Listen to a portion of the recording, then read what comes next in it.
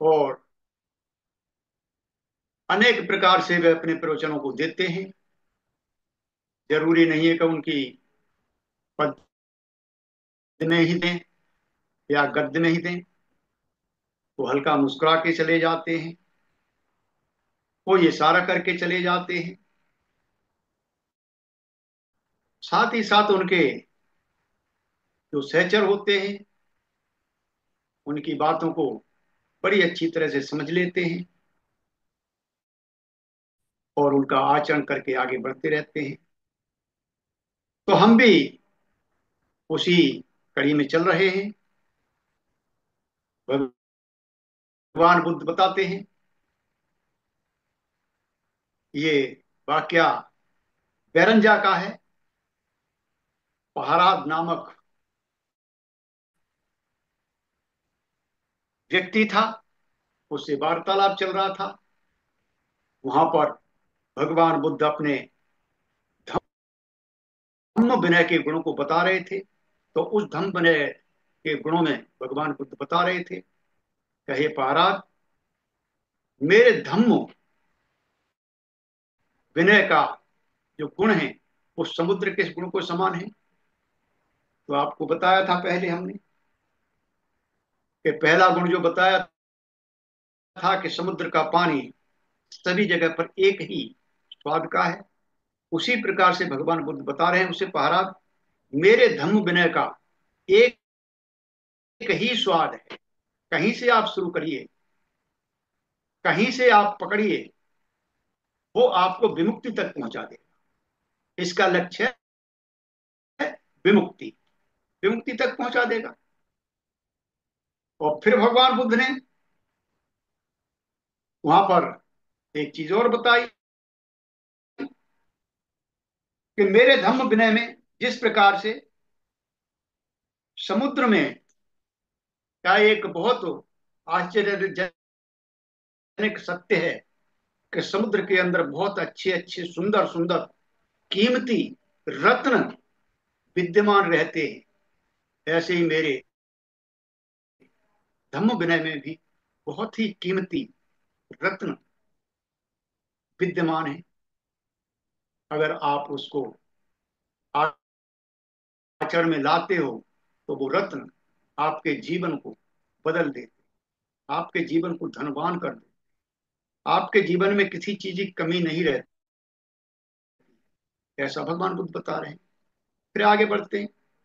प्रहलाद, जिस प्रकार से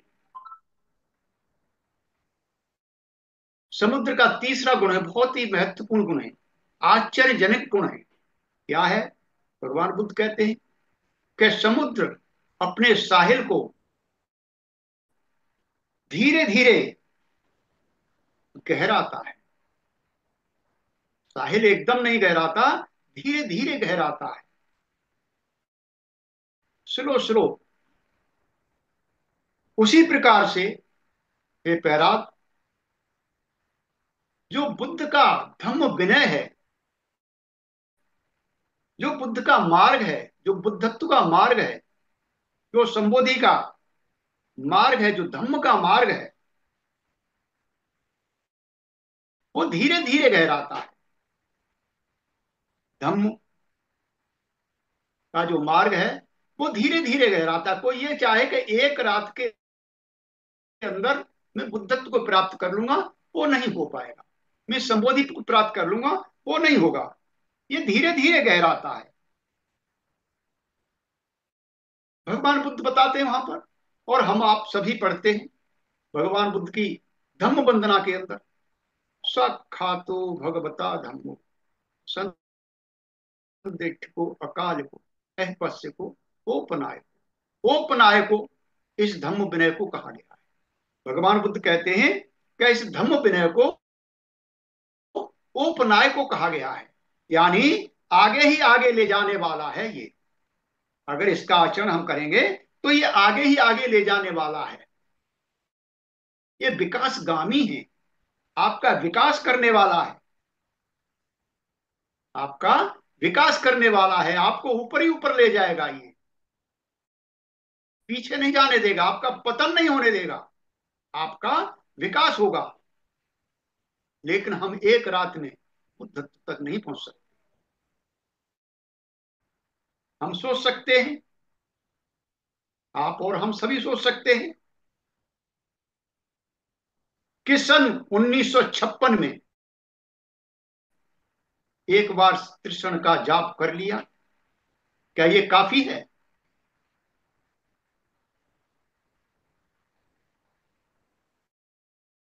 हम बौद्ध बन गए, बाबा साहब ने बौद्ध बना दिया हमको, क्या ये काफी था? इतना ही काफी है? अब आगे कुछ करने की जरूरत नहीं है, ऐसा ही सोचते हैं। हमने तो धम दीक्षा ले ली, सर्टिफिकेट आ गया हमारे हाथ में, हम तो बौद्ध बन गए, अब क्या जरूरत है करने की? तो हम बौद्ध हैं और बात खत्म हो गई। अब हमें और कुछ करना नहीं है। लेकिन तब हम अगर पीछे देखें तो केवल हम ऐसा ही करें तो यह हमें दूर तक नहीं ले जाएगा। हम संबोधि के मार्ग पर जाने वाले हैं, संबोधि का मार्ग हम तलाश रहे हैं, हम संबोधि प्राप्त करना चाहते हैं, हम बुद्धत्व प्राप्त करना चाहते हैं, हम बुद्ध जैसे बनना चाहते हैं। तो जो हमने ये अब तक सोचा है, समझा है, वो हमको ज्यादा दूर तक ले जाने वाला नहीं है। हम बहुत बोलते चले आ रहे हैं कि बौद्ध धर्म क्या चाहता है, ये बदलाव चाहता है। बौद्ध धर्म बदलाव चाहता है। हालांकि बौद्ध धर्म थोड़ा सा बदलाव चाहता है। धर्मांतरण के पुराने जीवन का अंत किया। उस समय बाबा साहब ने जब धर्मांतरण किया था, उस समय उनके भी पुराने जीवन का अंत किया। और जिनका धर्मांतरण उस समय हुआ था, उनका भी पुराने जीवन का अंत हुआ। ऐसा तब हुआ जब उन्होंने एक नया मार्ग प्रारंभ किया। साथ ही साथ एक मार्ग को उन्होंने छोड़ा, तो साथ ही साथ दूसरा मार्ग उन्होंने चालू किया। उस मार्ग पर चलना और उस जीवन का को जीने का अर्थ है धम्म का बाकायदा कदम दर कदम आचरण। अगर हमने वास्तव में बौद्ध धर्म ग्रहण किया है तो उसका कदम दर कदम, धीरे धीरे ही सही, लेकिन हमें आचरण करना है। बौद्ध धर्म के हिसाब से जो उसके सूत्र हैं, उसके नियम हैं, उनके हिसाब से हमको आचरण में अपने में लाना है। तभी हम जो है बाकायदा एक बौद्ध होने के जरिए विकास पा सकते हैं। अगर हमने आचरण नहीं किया तो हम विकास नहीं पा पाएंगे। एक शिक्षा जो इस प्रक्रिया को उत्तम ढंग से चित्रित करती है वह है शील, समाधि और प्रज्ञा। इन्हीं चीज बताई है पूरे धम्म के अंदर। कहीं भी चले जाइए, ये मूल शिक्षा है। ये जो है मूल है, जड़ है ये। अगर इस पे हमने चिंतन नहीं किया, इसको अपने जीवन में नहीं अपनाया, तो हम जो है किसी तरह के बौद्ध नहीं है, हम जो है बुद्ध धर्म को बदनाम करने वाले हैं। और यह शिक्षा भगवान बुद्ध ने जो है अपने जीवन में जो अंतिम समय था, उस समय जो 14 प्रवचन दिए थे, उनमें से 11 प्रवचन जो है शील, समाधि और प्रज्ञा के ऊपर भगवान को दिए। उन्होंने कहा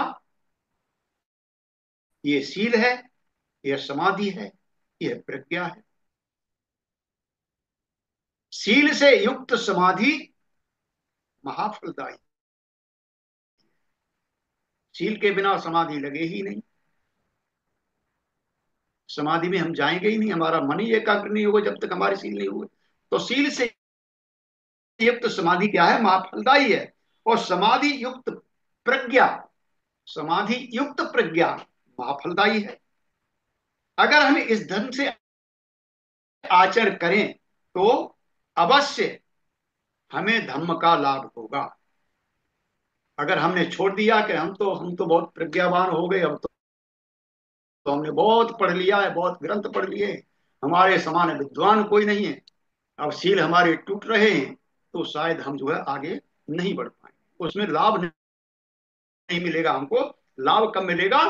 कदम दर कदम हम बढ़ेंगे आगे। कब बढ़ेगा? जब हम पहली सीढ़ी पर चढ़ेंगे, फिर दूसरी पर चढ़ेंगे, तब तीसरी पे चढ़ेंगे। अगर हमने तीसरी पे लगातार दो सीढ़ी बीच की छोड़ी और तीसरी पैर रखा, तो क्या होगा? या तो हम गिर जाएंगे या फिर हमारा टूट फूट होगी, तो उससे हमारा कोई लाभ होने वाला नहीं। एक प्रश्न है जो हमें स्वयं से लगातार पूछना चाहिए, याद रखना चाहिए और पूछते रहना चाहिए हर समय, केवल एक बार नहीं, लगातार। क्या है? क्या हम वास्तव में धम्म के समुद्र में गोता लगा रहे हैं? समुद्र की ढलान के भीतर जा रहे हैं क्या हम? जो धम्म का जो समुद्र है, क्या उस ढलान पर हम नीचे जा रहे हैं, अंदर जा रहे हैं क्या? ये हमको सोचना है। कहीं हम किनारे पर ही तो नहीं रुके हुए।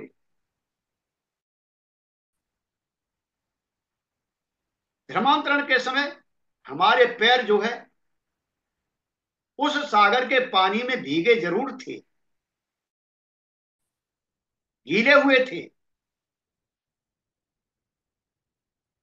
क्या फिर हमने ऐसा कोई विकास किया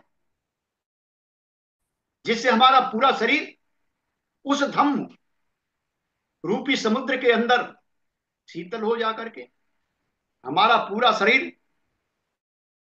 जो है भीगे? क्या हमारा पूरा शरीर डूबा है उसके अंदर? अगर हमने ऐसा नहीं किया तो संभवतः हमारे प्रयास आधे हैं, अधूरे हैं। हम भ्रमों में जी रहे हैं, भ्रम के अंदर जी रहे हैं। धम्माचरण के प्रति हमारी मिथ्या दृष्टि है।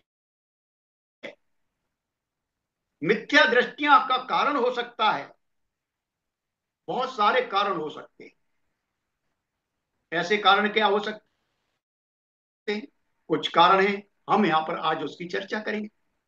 आज हम उसकी चर्चा करने वाले हैं। तो पहला कारण है मुख धम्म, जिसको बोला जाता है। दूसरा कारण है इसमें धम्म और धर्म के बीच में अंतर। तीसरा कारण है आधा आधा धम्म। और चौथा भ्रम है हमारा जाति धम्म।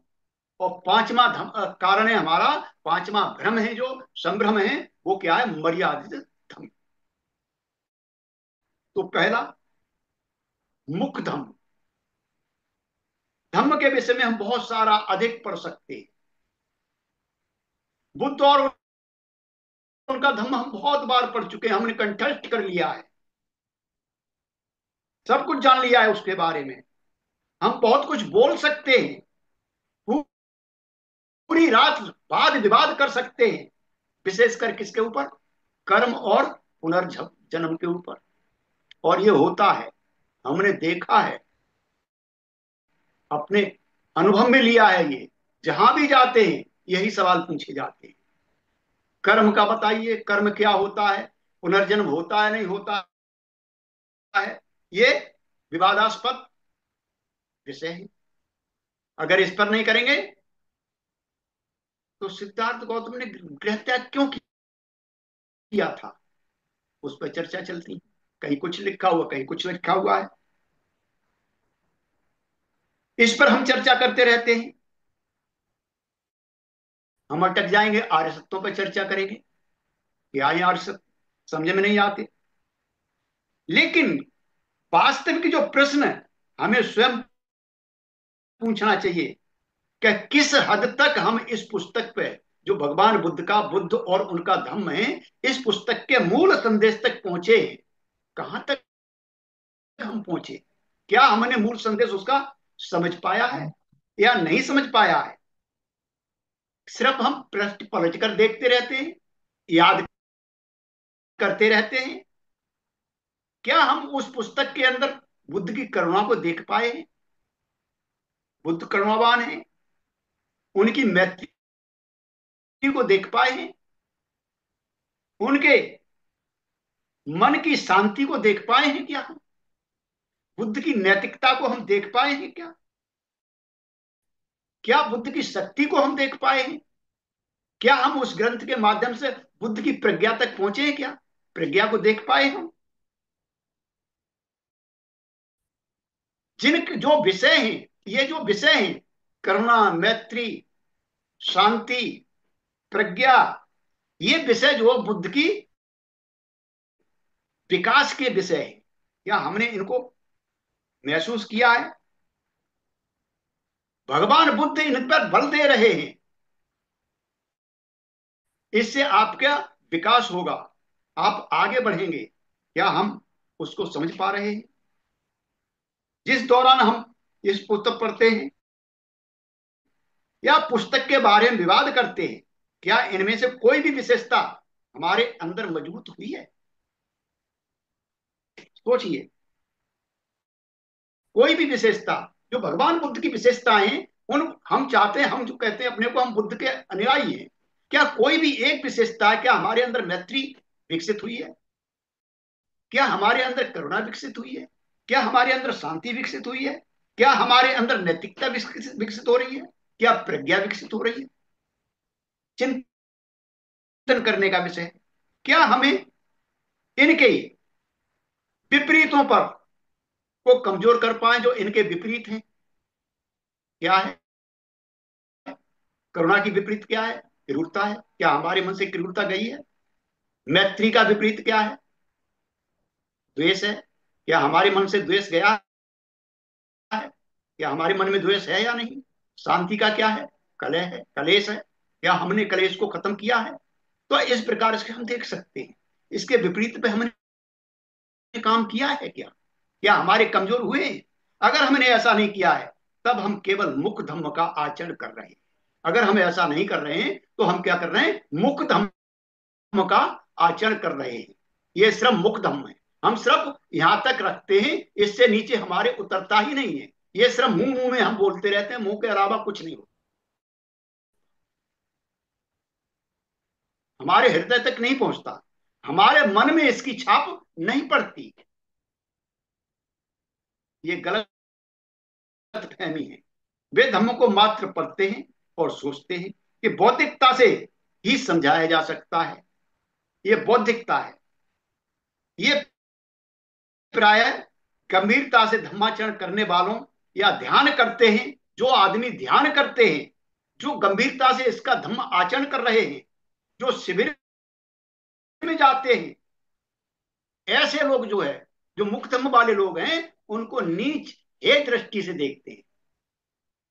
ये जो है, उनको हे दृष्टि से देखते हैं, उनकी जो है हर जगह बुराई करते हैं, क्रिटिसाइज करते हैं। ये हमारा मुक्त है। क्या हम इसके शिकार तो नहीं? दूसरा भ्रम है, धम्म और धर्म पे हमारी चर्चा बहुत होती है,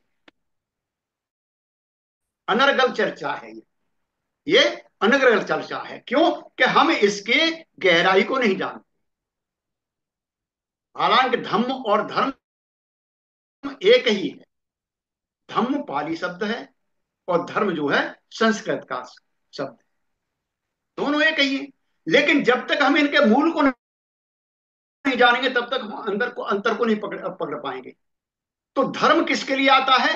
धर्म, हालांकि हिंदू धर्म जो बोला जाता है, वो क्या है कि ये जो है पाखंडों का पुलंदा है।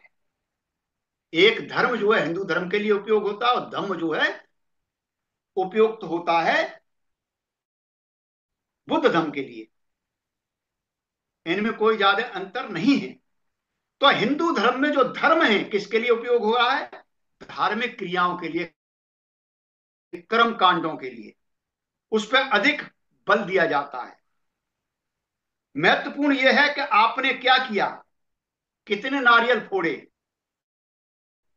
कितनी पूजाएं की, कौन कौन से संस्कार आपने किए, किन किन संस्कारों को मानते हो आप, कितने तीर्थ यात्राएं की, कितना आपने दान दिया, किन किन जगहों पर गए, यह इतना माने नहीं रखता। कि इन कर्मों के परिणाम स्वरूप मन अच्छा बना या नहीं, ये कोई मायने नहीं रखता। आप कर्मकांड करते रहिए। धर्म का मतलब यह आप कर्म कांड करते रहिए। चोर, घमंडी, ब्राह्मण, शक्ति के भूखे, राजनेता और भ्रष्ट अफसर के अपने अपने भगवान हैं। सभी के अपने अपने भगवान हैं, लेकिन इन कर्म कांडों की वजह से उनका व्यवहार नहीं बदलता। ये जो कर्म कांड दे रखे हैं, उससे उनका व्यवहार नहीं बदलता है। डायरेक्ट कहा जाता है कि इसका 10% दे जाइए, आपके पुण्य हो जाएंगे, आपके पाप सब जो गलत काम कर रहे हैं वो सब खत्म हो जाएंगे, सीधा बोल दिया जाता है। लेकिन इन कर्मकांडों की वजह से उनका व्यवहार नहीं बदलता। हमारा दृष्टिकोण भी कुछ ऐसा ही है। हमारा भी दृष्टिकोण कुछ ऐसा ही है, हम इससे अलग नहीं है। हम कहते हैं कि बहुत धम्म है हम, लेकिन ऐसा ही है कुछ। उदाहरण के लिए आप सोच सकते हो कि आप हर सप्ताह बुद्ध विहार जाते हो, धर्म प्रवचन सुनते हो, आध्यात्मिक बातों को सुनते हो। हम वहां बैठकर बहुत आनंद की कल्पना करते हैं, हमारे पुण्य पढ़ रहे हैं ऐसा हम सोचते हैं। यह भी सोच सकते हैं कि हमारा पूर्व जन्म अच्छा होगा, पुनर्जन्म अच्छा होगा। बहुत अच्छे मन से हम बुद्ध विहार में रहते हैं, बुद्ध विहार में जाते हैं, आते हैं, और फिर आगे क्या करते हैं, घर पर आते हैं, शराब पीते हैं, खाते हैं, अपने ग्राहकों को हम ठगते हैं, पत्नी से मारपीट करते हैं। अगले सप्ताह फिर हम बुद्ध विहार जाते हैं, धर्म सुनते हैं, प्रवचन सुनते हैं। हम कल्पना करते हैं वहां पर बैठ के कि हमने बहुत पुण्य कमा लिए, हमारा अगला पुनर्जन्म बहुत अच्छा होगा, अगले जन्म का हमने निर्माण कर लिया, हमारा पतन नहीं हो सकता, हमारा विकास हो रहा है। लेकिन हम घर जाते हैं, फिर शराब पीते हैं, फिर हम अपने ग्राहकों को ठगते हैं, फिर पत्नी को मारते हैं, बच्चों को डांटते हैं, और ये हफ्ते दर हफ्ते, महीने दर महीने और साल दर साल ऐसा ही चलता रहता है। हमने धर्म धर्म के कितने प्रवचन सुने, सुनते चले आ रहे हैं, लेकिन हमारा व्यवहार जरा भी नहीं बदला, हमारे अंदर कोई भी परिवर्तन नहीं आया, हम जैसे थे वैसे के वैसे ही। कई लोग इसी दृष्टिकोण से पूजा करते और अन्य धार्मिक रीति रिवाज करते हैं। बुद्ध की पूजा, हाँ, बुद्ध की पूजा करना जैसे कोई भगवान है, उनसे आशीर्वाद मिलेगा, उनसे आशीर्वाद की मांग करते हैं। भगवान हमारा ये काम बना दे, भगवान हमें ये दे दे। भगवान देने वाले हो गए, हम भिखारी हो गए, उनसे मांगते रहते हैं। हम भिक्षुओं से ऐसा व्यवहार कर सकते हैं जैसे वे ब्राह्मण हो। भिक्षु आ जाता है तो एकदम भाग लेते हैं, एकदम जो प्रवचन चल रहा है उसे छोड़ देंगे और भिक्षु की तरफ एकदम उठ जाएंगे। कई बार होता है ऐसा। 6 दिसंबर को मैं गया था, इधर पास में बुलाया मुझे, तो मैं पहुंचा वहां पर। करीब 25-30 आदमी थे, बैठ गए। बैठने के बाद में चर्चा चलने लगी, बातचीत होने लगी तो फिर वहां पर जो है एरिया के विधायक आने लगा। दूर से देख लिया तो आदमी झट से खड़े होने लगे उसके। मैं, भैया खड़े किस लिए हो रहे हो, क्या हो गया तुम्हें, किस लिए खड़े हो रहे हो। आधे फिर भी खड़े हो गए, आधे बैठे रहे। तो हमारा भी हालत यही है, हमारी भी हालत यही है। हम क्या करते हैं, भिक्खु आ गया हमारे यहाँ तो ब्राह्मण जैसा बर्ताव करते हैं उसके साथ में। इस दृष्टिकोण के साथ हम गंभीर धर्माचरण कर सकते हैं। यह साधारण उपासकों के लिए, वो क्या कहते हैं, एक और ये चर्चा चली है कि ये धर्म जो है साधारण उपासक के लिए नहीं है, ये भिक्षुओं का धर्म है। ये धन जो है भिक्षुकों के लिए है, वो ही चल सकते हैं इसके ऊपर। हम केवल दान दे सकते हैं, दान का आचरण कर सकते हैं, या हम मृत व्यक्ति को कैलाशवासी बोल सकते हैं, बुद्धवासी बोल सकते हैं, बुद्धवासी बोल सकते हैं, बुद्धगामी बोल सकते हैं। उस अनुवंश में बौद्ध धर्म रहेगा, लेकिन उसका दृष्टिकोण वही पुराना दृष्टिकोण। हम भले ही बौद्ध हो जाएं, लेकिन हमारा दृष्टिकोण नहीं बदलता है, हम वैसा के वैसे ही रहेंगे। बौद्ध शब्दावली धर्म का नाम, भले ही हमने इतना कुछ किया, हम जो कुछ भी हों, हमने पुण्य नहीं कमाए। बौद्ध धर्म के मार्ग में पुण्य का अर्थ है कुशल मानसिक अवस्थाएं। अगर कोई धार्मिक कृति मानसिक रूप से कोई सुधार नहीं लाती, तो वो बौद्ध धर्म से ताल्लुकात नहीं रखती, उससे कोई संबंध नहीं, वह किसी काम की नहीं, भले ही उसका बौद्ध धर्म बौद्ध नाम है। बुद्ध ने अपनी मौसी, आप जानते हो, महाप्रजापति, संभ्रमित हो गई। उसने बुद्ध के पास जाने की चेष्टा ही नहीं की। कभी किसी भिक्षु के पास जाती, कभी किसी भिक्षु के पास जाती, कभी किसी भिक्षु के पास जाती। कोई भिक्षु कुछ बता रहा, कोई भिक्षु कुछ बता, संभ्रमित हो गई कि आखिर बुद्ध का धर्म क्या है, बुद्ध का विनय क्या है, बुद्ध का उपदेश क्या है। तब उसने सोचा कि क्यों ना मैं बुद्ध से ही सीधे जाऊं, बुद्ध से ही पूछूं, बुद्ध से ही चर्चा करूं इसके बारे में। और बुद्ध के पास पहुंची। जब बुद्ध के पास पहुंची, तब बुद्ध ने वहां पर कुछ चीजें बताई कि बुद्ध ने कहा कि जो शिक्षा आचरण के उपरांत लोभ, द्वेष, मोह, आलस इत्यादि को बढ़ाती है, तो वो शिक्षा बुद्ध की शिक्षा नहीं है।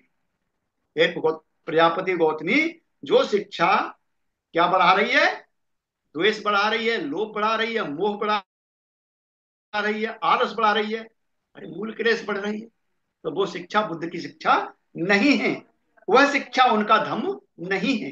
किंतु जो शिक्षा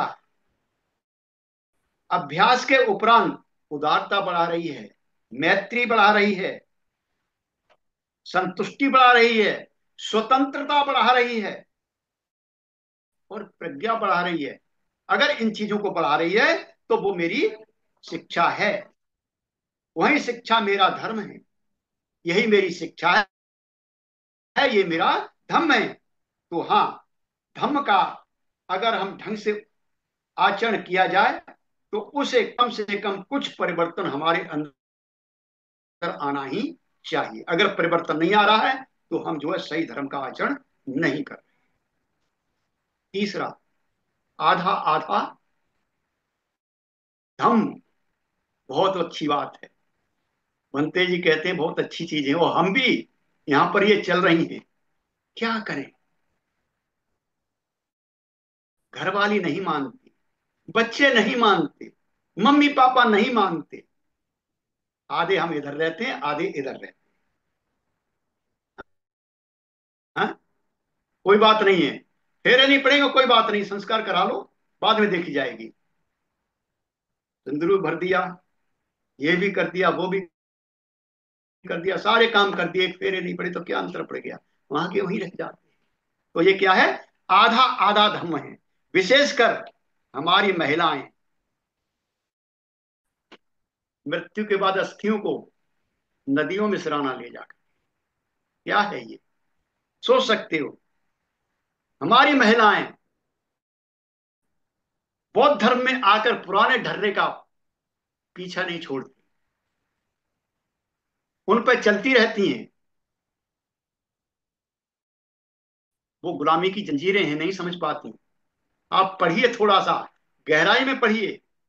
जब आप ब्राह्मणी साहित्य को पढ़ोगे, तो उनके ऋषि 16 हैं, उनके ऋषि 16 हैं, और महिला के श्रृंगार कितने हैं, 16। महिला के श्रृंगार भी 16 बताए गए हैं। यहां से लेके पैर तक देख लीजिए, 16 ही मिलेंगे आपको। और ये हर ऋषि के गुट का एक श्रृंगार है आपके ऊपर। ये गुलामी का निशानी है। इस गुट की महिला की पहचान कैसे होगी? उस श्रृंगार से होगी, क्योंकि उसका एक ही श्रृंगार है। एक गुट का एक है, दूसरे गुट का दूसरा है, तीसरे गुट का तीसरा है। इस प्रकार से 16 गुट हैं और 16 गुट के 16 श्रृंगार हैं, अलग अलग हैं। उससे पहचान होती थी कि ये उस गुट की महिला, ये उस गुट की महिला है। और हमारी महिलाएं आज भी उसमें फंसी पड़ी हैं, नहीं छोड़ पा रही।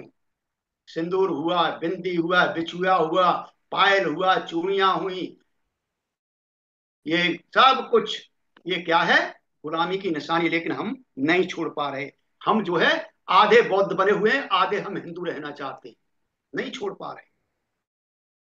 आप यहां से बाहर निकलिए। मेरी बहुत बहनें गई होंगी बाहर घूमने के लिए, थाईलैंड गई होंगी।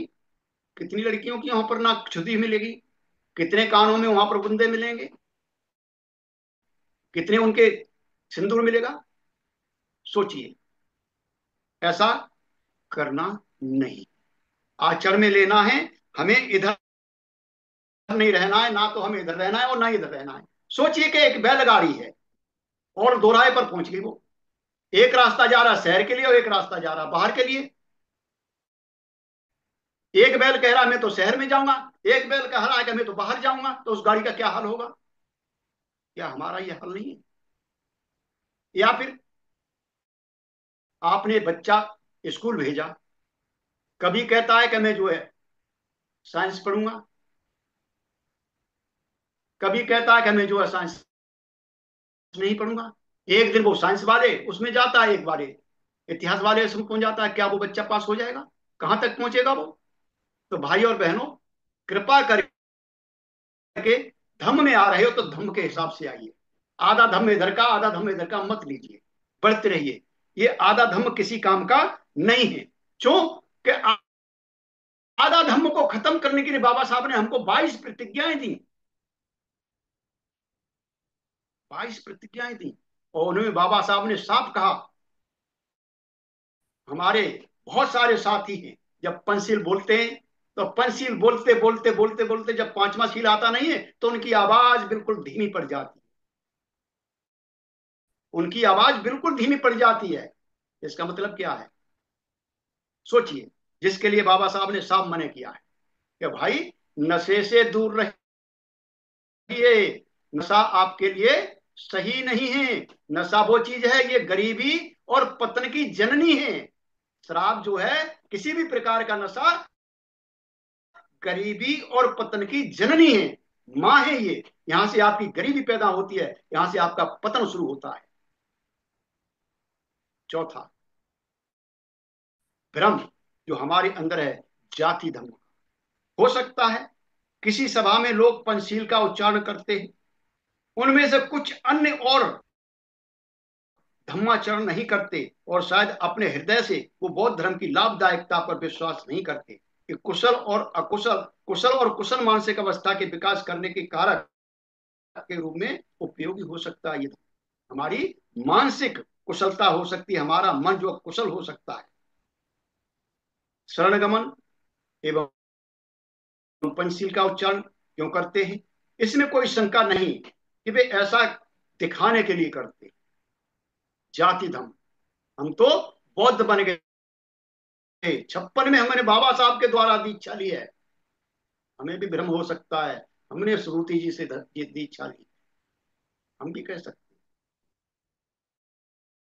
हैं। ऐसा दिखाने के लिए करते हैं। बौद्ध समुदाय के अच्छे सदस्य हैं, यह उनके समुदाय और जाति का बिल्ला है। हम बौद्ध हैं। बौद्ध कभी अपने मुंह से नहीं कहते कि हम बौद्ध हैं, उनका आचरण कहता है कि ये वास्तव में बौद्ध हैं। उनके शरणगमन और पंचशील के उच्चारण में उनसे कोई बदलाव नहीं होते। पंचशील कितना ही बोलते रहिए, शरणगमन कितना भी करते रहिए, 4 बार आप वंदना करिए, 4 बार आप नमन करिए, कोई अंतर नहीं पड़ेगा। बहुत ही कठिन है। ये जाति धर्म को छोड़ दीजिए कि मेरा धर्म है, मैं बौद्ध हूं, ये मेरा धर्म है। ये क्या है? सर्वव्यापक है। जो बौद्ध अपने को नहीं कहते, ये उनके लिए भी है। पंचशील सभी के लिए है। शील प्रज्ञा, शील समाधि प्रज्ञा सभी के लिए है। और अष्टांगिक मार्ग सभी के लिए, जो भी इसको अपनाएगा उसका विकास हो जाएगा। अकेले बुद्ध के लिए नहीं है, सर्वव्यापक है। इस पृथ्वी के ऊपर, पूरी पृथ्वी के ऊपर जितना भी मानव समाज है सबके लिए है ये, अकेले बौद्धों के लिए नहीं है। अगर अकेले बौद्धों के लिए होगा तो आगे ये शांति होने वाली नहीं है। जो बुद्ध चाहते थे वो नहीं हो पाएगा। इसलिए इसको अपने तक सीमित मत रखिए कि मैं बौद्धों में इसका आचरण करता हूं, इसको छोड़। अगला भ्रम क्या है कि मर्यादित धर्म। हाँ? कुछ लोग कहते हैं कि बाबा साहब थेरवादी थे, कुछ लोग कहते हैं कि महायानी थे। इस पे हमारी चर्चा चलती रहती है। थेरवाद का अनुकरण करना चाहिए। बाबा साहब ने बुद्ध की बुनियादी जो शिक्षाएं हैं, जो पाली ग्रंथों में पाई जाती हैं, को अपना आधार बनाया। वही वे थेरवाद के बड़े आलोचक थे। बाबा साहब थेरवाद के बहुत ही बड़े आलोचक थे। केवल इतना ही नहीं, उन्होंने बुद्ध और उनके धर्म में कई महायानी शिक्षाएं भी रखी हैं। भगवान बुद्ध और उनके धर्म के अंदर आपको थेरवाद भी मिलेगा और महायान भी मिलेगा, और यहां तक वज्रयान भी मिल जाएगा। चीनी बौद्ध धर्म की शिक्षा लेने की उन्होंने वकालत की। बाबा साहब ने चीन में जो बौद्ध धर्म है उसकी आपको वकालत की कि उसको आप लीजिए। और स्पष्ट वे थेरवाद तक सीमित नहीं रहे। उन्होंने देखा कि आज विश्व बहुत भिन्न है और उसे बुनियादी परिवर्तन चाहिए। बनते जी ने हमको वो धम्म दिया है जो आज के मॉडर्न एरा के अंदर आपको चाहिए, इस आधुनिक समय के अंदर आपको चाहिए। वो धम्म बनते जी ने दिया है। वो बाबा साहब बुद्ध और धम्म, उनके धम्म के अंदर समाहित करके गए। ये परिवर्तन चाहिए। इसलिए वे सभी बौद्ध परंपराओं के प्रति उन्मुक्त थे, स्वतंत्र थे, जो 20वीं शताब्दी के भारत के लिए प्रासंगिक थी। अगर हम स्वयं को थेरवाद तक सीमित कर देते हैं तो हम केवल उनकी सलाह और भी ज्यादा दृढ़ कर देंगे, तो लक्ष्य कर देंगे। जो उनका लक्ष्य है वहां तक हम पहुंचने वाले नहीं। सीमित बौद्ध धर्म का एक और रूप यह मानना कि उपासक गंभीरता से धम्म का आचरण नहीं कर सकते। बहुत बड़ा ये भ्रांति है, बहुत बड़ा भ्रम है कि उपासक जो है धम्म का गंभीरता से आचरण नहीं कर सकते। दुर्भाग्यवश इस दृष्टिकोण को भिक्खु ने बढ़ावा दिया है। इस दृष्टिकोण को भिक्खु ने बढ़ावा दिया और आज भी इसको बढ़ावा दिया जा रहा है। वे उपासकों को सिर्फ दान के लिए कहते हैं, आप दान करिए, उनको प्रोत्साहित करते हैं उपासकों को। वरना कईयों के तो जीवन यापन करना भी मुश्किल हो जाएगा। बहुत सारे सोच लीजिए कहां तक पहुंच सकते हैं। यह कहकर के दान स्वीकार करके वे अपने पुण्य उपासकों को दे रहे हैं। कितने पुण्य कमा रहे हैं आप देख सकते हैं। इसके दुष्परिणाम है कि भिक्खु यह सोचे कि वह पर्याप्त है कि वे भिक्खु हैं और दान लेकर उपासकों में पुण्य का वितरण करते हैं और आशीर्वाद देते हैं। आपने बहुत देखा होगा, बहुत भिक्खु हमारे पैर छुपाते हैं और होकर के हाथ उठा के सर पर रख के आशीर्वाद देते हैं, जैसे कोई ब्राह्मण देता है उसी तरह से। एवं परित्राण पाठ करते हैं। किंतु बात ऐसी नहीं है। हमें स्वयं से गंभीरता से पूछना चाहिए, क्या ऐसा अगर किया भी जा सकता है, क्या ऐसा करना चाहिए, तो केवल और केवल कोई सद्गुणी व्यक्ति द्वारा ही यह किया जाना चाहिए जो गंभीरता से धम्म का आचरण कर रहा है, जो धम्म का आचरण गंभीरता से कर रहा है, जो आचरण के लिए प्रयत्नशील है, हर समय जो प्रयत्नशील रहता है कि मेरा कहीं शील भंग ना हो जाए, मेरा कहीं शील भंग ना हो जाए। हम बाबा सामने वो देख सकते हैं। हम भंते जी में वो देख सकते हैं। बहुत सारे हमारे धर्मचारी हैं त्रिरत्न बौद्ध महासंघ के अंदर, हम देख सकते हैं। बुद्ध ने यह स्पष्ट किया था कि धम्म सभी के लिए है, भिक्खु के लिए ही नहीं है, वो सभी के लिए है। चाहे बौद्ध हो चाहे अबौद्ध हो, ये सभी के लिए है। डॉक्टर बाबा साहब ने धर्मांतरण के समय यह स्पष्ट किया था कि सभी बौद्धों को धर्माचरण गंभीरता से करना चाहिए। इस दृष्टि से भिक्खु और उपासक में कोई भेद नहीं होना चाहिए। धर्माचरण के बारे में कोई भी भेद नहीं होना चाहिए। उपासक भी वैसा ही धर्माचरण कर सकता है जैसा एक भिक्खु कर सकता है, इसमें कोई भेद नहीं।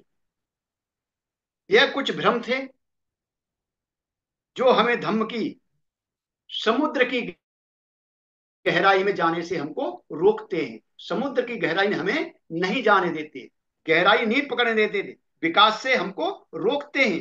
किंतु अगर हम यह समझें कि धम्म का अर्थ क्या है, धम्म के अर्थ को हम समझने लगे और अपने हृदय और को परिवर्तित करने लगे, उसमें बदलाव लाने लगे, जैसा कि बुद्ध ने किया। बुद्ध ने मन को ही तो परिवर्तित किया था, शरीर तो यही रहेगा जो हमें माँ बाप ने दे दिया, ये तो बदलने वाला नहीं है। लेकिन हमारा मन परिवर्तित हो सकता है, हमारे हाथ में। और धीरे धीरे करके हम स्वयं को धम्म के पानी में डूबा हुआ महसूस कर सकते हैं। हम पाएंगे जब हम आचरण करने लगेंगे, धम्म का आचरण करने लगेंगे, हमारे अंदर परिवर्तन होने लगेगा। बाबा साहब ने क्या कहा था जब